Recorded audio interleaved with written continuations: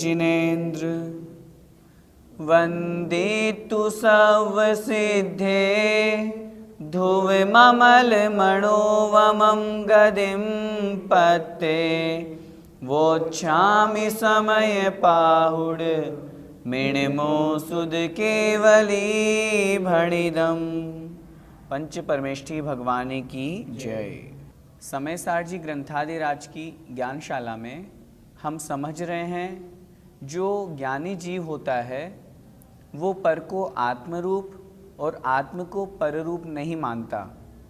पिछली कक्षा में हमने पढ़ा था ज्ञानी जीव वही होता है जो आत्म भावों का आत्मा को कर्ता मानता है, पर भावों का कर्ता पर को मानता है, वही ज्ञानी कहलाता है। आज की इस कक्षा में हम उसी बात को समझेंगे। आचार्य भगवान कह रहे हैं जो उन पर भावों का कर्ता अपने आप को मानता है तो वह असत्य विकल्प करता है, वह आत्म भाव को प्राप्त नहीं होता। देखें गाथा क्रमांक 101। तिवि हो ए सुवयोगो, तिवि हो ए सुवयोगो, अस्वियप्पम करे दिको हो हम, अस्वियप्पम करे दिको हम, कर्ता तस्सुवयोगस्य, कर्ता तस्सुवयोगस्य, होदिसो अत्यभावस्य, होदिसो अत्यभावस्य। बोलिए तिवि हो ए सुवयोगो, अस्वियप्पम करे दिको हो हम, कर्ता तस्सुवयोगस्य, होदिसो अत्यभावस्य। तिवि हो ए सुवयोगो, अस्वियप्पम करे दिको हो हम, कर्ता तस्सुवयोगस्य, होदिसो अत्यभावस्य। आइए गाथा का अर्थ देखते हैं। तिवि हो एसुव ओगो। तिवि हो अर्थात तीन प्रकार का। तीन प्रकार कौन कौन से? मिथ्यात्व, अज्ञान और अविरति, जिनकी हम पहले की गाथाओं में चर्चा करके आ चुके हैं। उन्हीं तीन उपयोग को यहाँ ग्रहण किया है। उपयोग से यहाँ तात्पर्य भाव, परिणाम। तिवि हो अर्थात तीन प्रकार का। एसुव ओगो, एसु अर्थात यह, उव ओगो अर्थात उपयोग। तीन प्रकार का यह उपयोग, मिथ्यात्व, अज्ञान और अविरति रूप जो उपयोग है, जो भाव है, वह अस्वियप्पम असत विकल्प वाला है। असत अर्थात असत्य, मिथ्या, गलत विकल्प वाला है। करेदि करता है। कोहो हम, कोहो अहम, मैं क्रोध हूँ, ऐसा। मैं क्रोध हूँ, इस तरह जो आत्मा इन तीन प्रकार के परिणामों से होकर के विकल्प करता है, उसका वह विकल्प असत अर्थात मिथ्या कहा गया है, गलत कहा गया है। आगे कह रहे हैं कर्ता तस्सुव ओगस्य। कर्ता अर्थात कर्ता, तस्य उस, उव ओगस्य उपयोग रूप। जो आत्मा है, जो कर्ता है, वह उस उपयोग रूप होदी होता है। सो अर्थात वह, अत्यभावस्य आत्मा के भाव का, अर्थात वह आत्मा उस उपयोग रूप आत्मभाव का कर्ता होता है। क्या मतलब? यहाँ पर ये कहना चाह रहे हैं आचार्य भगवान, जो हमने दूसरी पंक्ति में अंतिम शब्द पढ़ा, कोहो हम, अर्थात मैं क्रोध हूँ, मैं क्रोध रूप में हूँ। इस प्रकार जब आत्मा अपने स्वयं का विकल्प करता है, भाव करता है, तब उस समय वह आत्मा उस उपयोग रूप अपने भाव का कर्ता कहलाता है। जैसा कि हम पहले गाथा में पढ़ के आ चुके हैं, जिस समय आत्मा जिन भावों का करता है उस समय वह आत्मा उन्हीं भावों का कर्ता कहलाता है। उसी बात को यहाँ उदाहरण से समझा रहे हैं। कोहो हम, मैं क्रोध हूँ अथवा मैं क्रोध रूप में हूँ, तो उस समय वह आत्मा क्रोधी बन जाता है। इसलिए उस अवस्था में, क्रोध रूप अवस्था में, वह आत्मा उस भाव का, उस आत्म भाव का कर्ता कहा गया है। एक बार फिर से गाथा का एक एक शब्द का अर्थ देखें। तिविहो एसुव ओगो, 3 प्रकार का यह उपयोग, उपयोग से तात्पर्य भाव, परिणाम। 3 प्रकार का कौन कौन सा? मिथ्यात्व, अज्ञान और अविरति। इन 3 प्रकार के उपयोग से युक्त होकर जब आत्मा कोहो हम, मैं क्रोध हूँ अथवा मैं क्रोध रूप हूँ, इस तरह का असत विकल्प करता है, अर्थात गलत विकल्प करता है, मिथ्या विकल्प करता है, तब वह आत्मा कत्ता तस्सुव ओगस्य, कर्ता होता है। किसका? तस्य उव ओगस्य, उस उपयोग का। नीचे की पंक्ति में जो लिखा है अत्त भावस्य, जो अपने आत्म भाव है, उस उपयोग रूप जो अपना आत्मा का भाव है, उस परिणाम रूप जो आत्मा का परिणाम है, वह आत्मा उस समय उनका कर्ता होता है। उस समय वह आत्मा क्रोधी कहलाता है। क्रोध रूप परिणाम किसने किए? आत्मा ने किए। तो उस समय वह आत्मा उस क्रोधादि रूप परिणामों का कर्ता कहा जाता है। गाथा का भावार्थ देखें। यह मिथ्यात्व, अज्ञान और अविरति 3 प्रकार का उपयोग करता हुआ आत्मा मैं क्रोध हूँ, अर्थात मैं क्रोध रूप हूँ, ऐसा आत्मविकल्प करता है, ऐसा विचार करता है। वह आत्मा उस उपयोग रूप अपने भाव का कर्ता होता है। अर्थात जिस समय उसने ऐसा विकल्प किया, ऐसा विचार किया, क्रोध ही नहीं, अन्य कषाय रूप भी यदि उसका वैसा विकल्प होता है, माना कि मान कषाय कर रहा है, घमंड कर रहा है, तो उस समय वह आत्मा अपने उपयोग रूप अपने भाव का, उस मान कषाय रूप भाव का उस समय वह आत्मा कर्ता कहा जाता है। भैया जी, गाथा में आया है तिवि हो एसु ओगो, 3 प्रकार का उपयोग है, तो 3 प्रकार का उपयोग कौन सा है? 3 प्रकार का उपयोग है मिथ्यात्व, अज्ञान और अविरति। जब निज और पर का भेद विज्ञान नहीं होता, जब यह जीव शरीर और आत्मा को एक ही मानता है, उस समय उसकी परिणति मिथ्यात्व रूप होती है। उसका श्रद्धान मिथ्या कहलाता है, इसीलिए वह मिथ्या दृष्टि कहलाता है। तो पहला उपयोग हुआ मिथ्यात्व का, जहाँ 7 तत्वों के प्रति सही श्रद्धान नहीं है। दूसरा है अज्ञान, जहाँ वास्तविक ज्ञान नहीं है, उसे कहते हैं अज्ञान। स्वसंवेदन ज्ञान, स्वसंवेदन आत्मस्वरूप का जहाँ अनुभव होता है, वास्तव में वही ज्ञान कहा गया है, और जहाँ वह ज्ञान नहीं है वह कहलाता है अज्ञान। तीसरा है अविरति, जहाँ पर व्रत नहीं है, जहाँ जिस जीव के अप्रत्याख्यानावरण, प्रत्याख्यानावरण और संजुलन कषाय का उदय चल रहा है, उस जीव के अविरति यह उपयोग, यह परिणाम माना जाता है। और जहाँ उसने इन व्रतों को ग्रहण कर लिया, 5 पापों का त्याग कर दिया, अणुव्रत अथवा महाव्रत रूप से, तो फिर वह विरति, व्रतों को धारण करने वाला बन जाता है।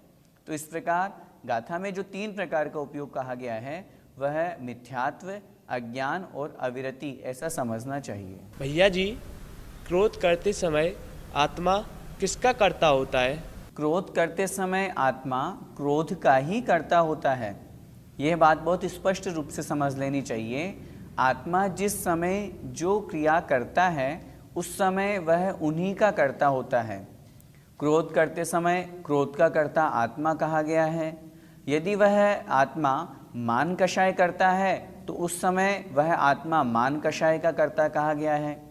यदि माया, लोभ, राग, द्वेष कोई सा भी विभाव करता है, कोई सा भी विकारी परिणाम करता है, अथवा शुद्ध परिणाम भी करता है, तो उस समय आत्मा उन्हीं भावों का कर्ता कहलाता है। पुद्गल कर्म के निमित्त से, क्रोध कषाय के उदय के निमित्त से उस जीव को क्रोध हुआ, लेकिन वो क्रोध किया जीव ने, इसलिए आचार्य भगवान यहाँ पर कह रहे हैं उस समय वह आत्मा उस क्रोध का कर्ता कहा गया है। भैया जी, वास्तव में क्रोध का कर्ता कौन है? 2 दृष्टि होती है। एक व्यवहार दृष्टि, एक निश्चय दृष्टि। जब हम वास्तविकता की बात करते हैं निश्चय नहीं की अपेक्षा से, उस समय क्रोध का कर्ता आत्मा नहीं होता। फिर क्रोध आत्मा ने ही तो किया, तभी तो आत्मा को क्रोधी कहा हमने। ऐसा हम व्यवहार से कहते हैं, लेकिन यह जो हमने कथन किया ये व्यवहार नहीं की दृष्टि से है कि आत्मा क्रोध करता है और क्रोध का करने वाला आत्मा है, और हमने उसको क्रोधी कहा। जब हम निश्चय नहीं की दृष्टि से कथन करेंगे तो क्रोध क्या है, पहले इस पर हम विचार करें। क्रोध कषाय है। कषाय मोहनी कर्म का एक भेद है। मोहनी कर्म 8 कर्मों में से एक कर्म है। कार्मण वर्गणा जो कर्म रूप में परिणत हुई, कार्मण वर्गणा पुद्गल है। तो जो पुद्गल है उसका कर्ता आत्मा कैसे हो सकता है? कर्म का कर्ता आत्मा कैसे हो सकता है? वो जो कार्मण वर्गणा है वही उस क्रोध कषाय रूप में परिणत हुई है, इसलिए वह पुद्गल उसका करता है। ऐसा हमें निश्चय नहीं की दृष्टि से समझना चाहिए। इसलिए वास्तविकता में निश्चय नहीं की दृष्टि से उस क्रोधादि भावों का, मात्र क्रोध ही नहीं, अन्य जो राग द्वेष आदि भी सभी परिणाम हैं, भाव हैं, उनका कर्ता आत्मा नहीं होता। आत्मा तो सिर्फ अपने चेतन भावों का कर्ता कहा गया है। जब निश्चय नहीं की दृष्टि से कथन किया जाता है तो मात्र अपने ज्ञान दर्शन रूप जो भाव हैं उनका कर्ता आत्मा है। बाकी अन्य जितने भी विकारी भाव हैं उन सब का कर्ता पुद्गल कर्म कहा गया है। पंडित जी, क्रोध तो जीव ने ही किया, पर जीव का क्यों नहीं?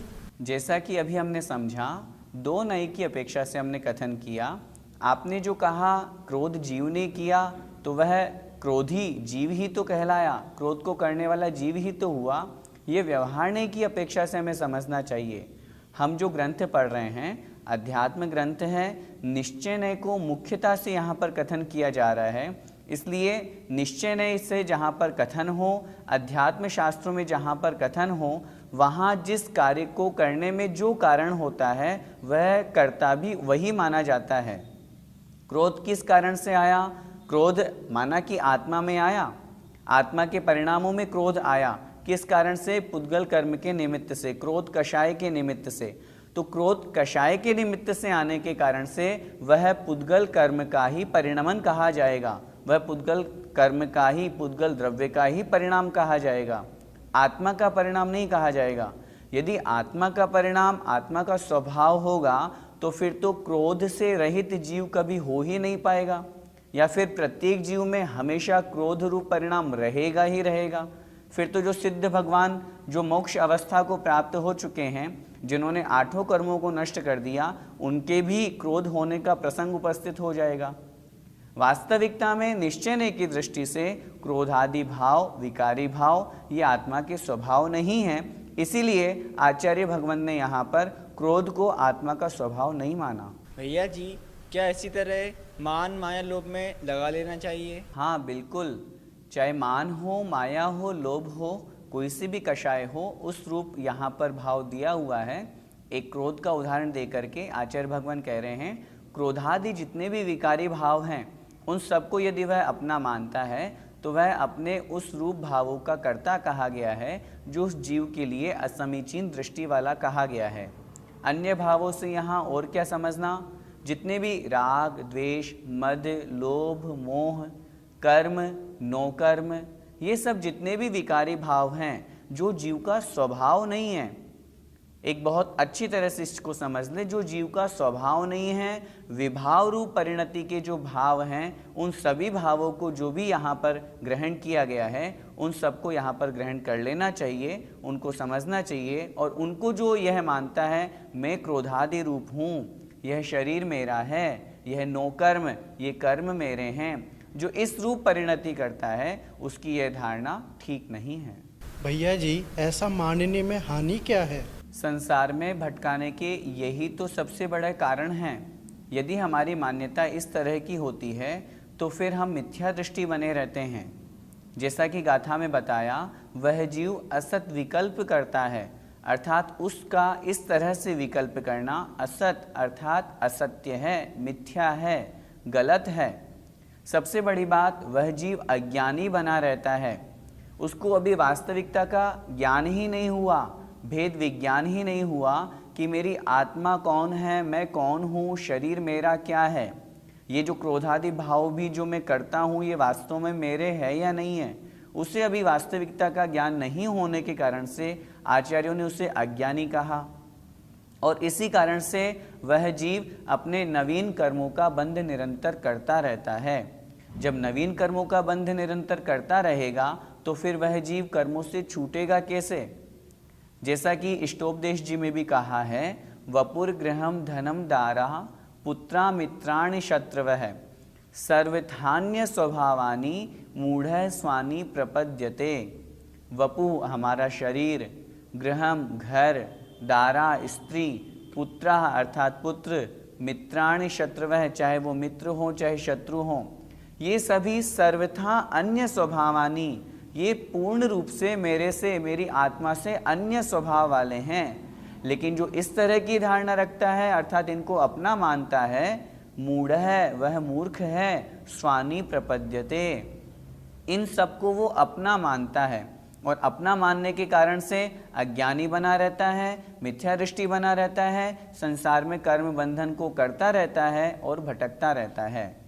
ये तो हमने बहिरंग रूप जो शरीर आदि उसकी चर्चा की। यहाँ तो आचार्य भगवान कह रहे हैं राग द्वेष क्रोधादि रूप जो भाव हैं वो भी मेरे नहीं हैं, आत्मा के नहीं हैं। जब हमारी यह धारणा बनेगी कि ये मेरे आत्मा के नहीं हैं तो इनसे हमारी परिणति छूटेगी, फिर हम क्रोध करने से बचेंगे। क्यों? मेरी आत्मा का स्वभाव क्रोध करना नहीं है, मैं क्रोध क्यों कर रहा हूँ?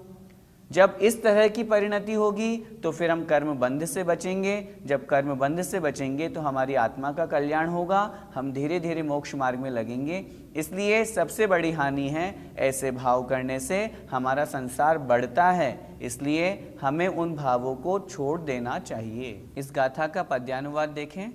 मिथ्यादि रूप ढलता उपयोग गाता, मैं क्रोध हूँ सतत यो रट है लगाता, करता अतः वह निजी उस भाव का है, ज्ञाता नहीं विमल निर्मल भाव का है।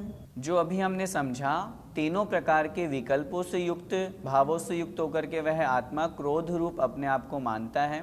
उसी को आचार्य भगवान एक और उदाहरण के माध्यम से गाथा क्रमांक 102 में आगे समझा रहे हैं। तिवि होए सुवयोगो, अस्वियप्पम करे दिधम मादी,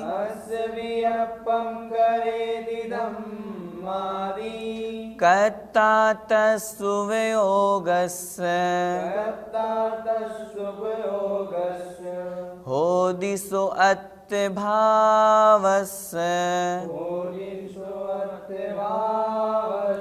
बोलिए। तिवि होए सुवयोगो, अस्वियप्पम करे दिधम मादी, कर्ता तस्सुवयोगस्य, होदिसो अत्यभावस्य।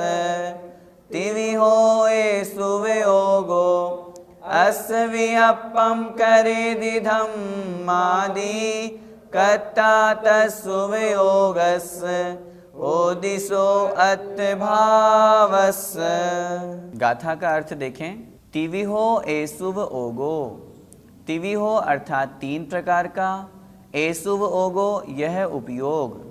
जो हमने पिछली गाथा में जैसे की चर्चा की थी उसी अनुसार यहाँ कह रहे हैं मिथ्यात्व, अज्ञान और अविरति रूप यह तीन प्रकार का उपयोग। अस्वियप्पम असत विकल्प, करेदि करता है, धम्मादि मैं धर्मादिक हूँ ऐसा। मैं धर्मास्तिकाय, धर्म अधर्म जो द्रव्य हैं उस रूप मान करके जो तीन प्रकार के उपयोग को करता है वह असत विकल्प वाला होता है, अर्थात उसका ऐसा करना, उसका ऐसा परिणाम असत्य है। कत्ता तस्सुवयोगस्य, कत्ता अर्थात कर्ता, तस्सुवयोगस्य उस उपयोग रूप, होदि अर्थात होता है, सो अर्थात वह आत्मा, अत्यभावस्य अपने भाव का, अर्थात वह आत्मा उस उपयोग रूप अपने भाव का कर्ता होता है। क्या मतलब? जो हमने पिछली गाथा में पढ़ा था, जिस प्रकार वह आत्मा मैं क्रोध रूप हूँ, मैं मान रूप हूँ, इस तरह का भाव करके विकल्प जाल में फंसता है, अर्थात इस तरह का विकल्प करता है, तो उसका यह विकल्प असत्य कहा गया है। उस उपयोग रूप जो उस आत्मा का विकल्प है, आत्मा का भाव है, उस समय वह आत्मा उस भाव का कर्ता कहा गया है।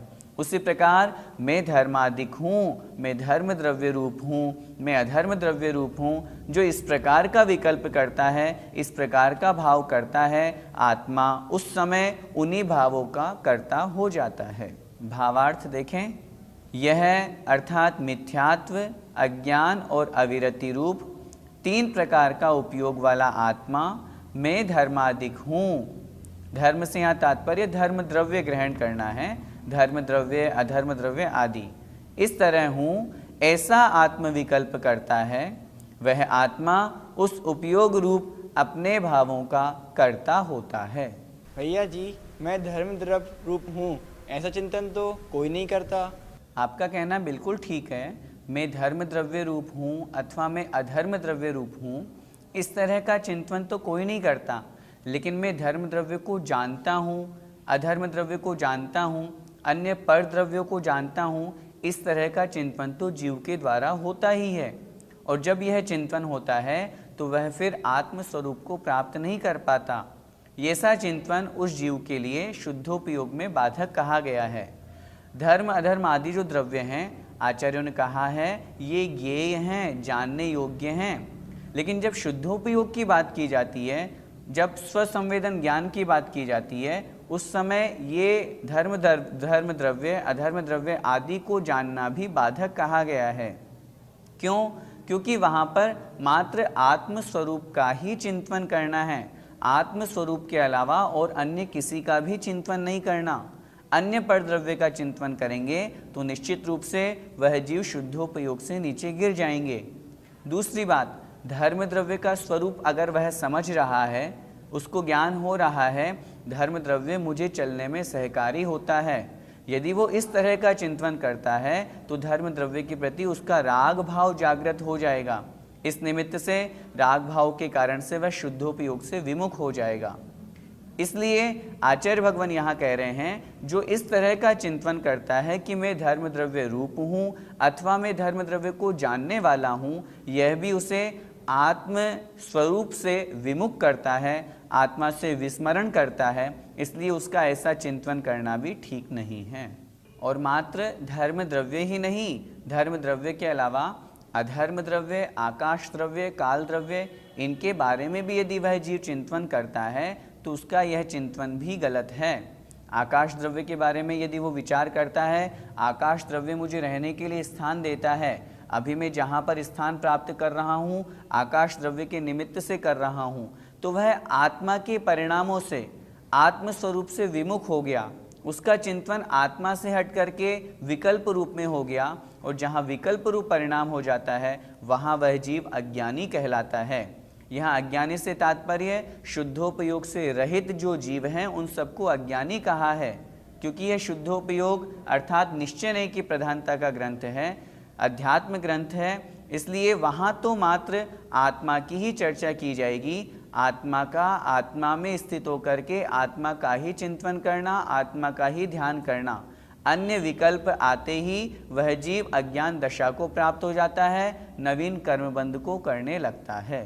भैया जी, तो फिर हम नंदीश्वर पंचमेरु आदि का चिंतन नहीं करें? आपने प्रश्न में हम अर्थात हमारे लिए पूछा है। मैं आपसे पूछना चाहता हूँ, क्या हम शुद्धोपयोग को प्राप्त हो चुके हैं? शुद्धोपयोगी के लिए इन सब चिंतन का मना किया है, क्योंकि वो सिर्फ आत्मा के विकल्प के अलावा और किसी का विकल्प नहीं करते। और मैं कह रहा हूँ आत्मा का भी विकल्प नहीं करते, बस आत्म स्वरूप में लीन होकर के आत्मा का ही चिंतन करते हैं। स्वसंवेदन ज्ञान इसे ही कहा गया है। इसलिए शुद्धोपयोगी मुनि महाराज की अपेक्षा से इनका चिंतन गलत कहा गया है। निश्चय की दृष्टि से इनका चिंतन गलत है, क्योंकि वहाँ इनसे भी उत्कृष्ट रूप जो अवस्था है अपने आत्मस्वरूप की प्राप्ति, हमने वो प्राप्त कर ली है। इस कारण से इनका चिंतन वहाँ निषेध किया है। लेकिन जब तक हम उस अवस्था तक नहीं पहुँचते हैं तब तक इनका चिंतन हमारा निरंतर बना ही रहना चाहिए। आचार्यों ने इसे धर्म ध्यान कहा है।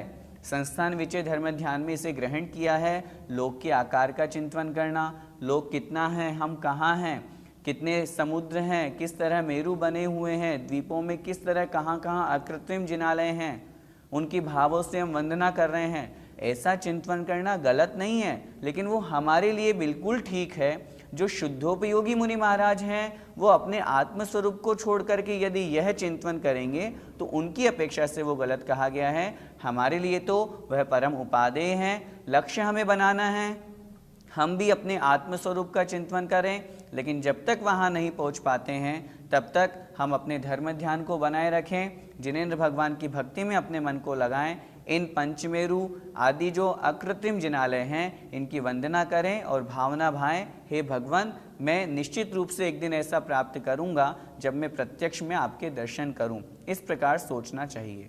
आचार्य श्री का इस गाथा के विषय में पद्यानुवाद देखते हैं। मिथ्यादि रूप ढलता उपयोग गाता, धर्मादि द्रव्यमय हूँ निज को भुलाता, करता अतः वह निजी उस भाव का है, ज्ञाता नहीं विमल निर्मल भाव का है। जय जिनेंद्र।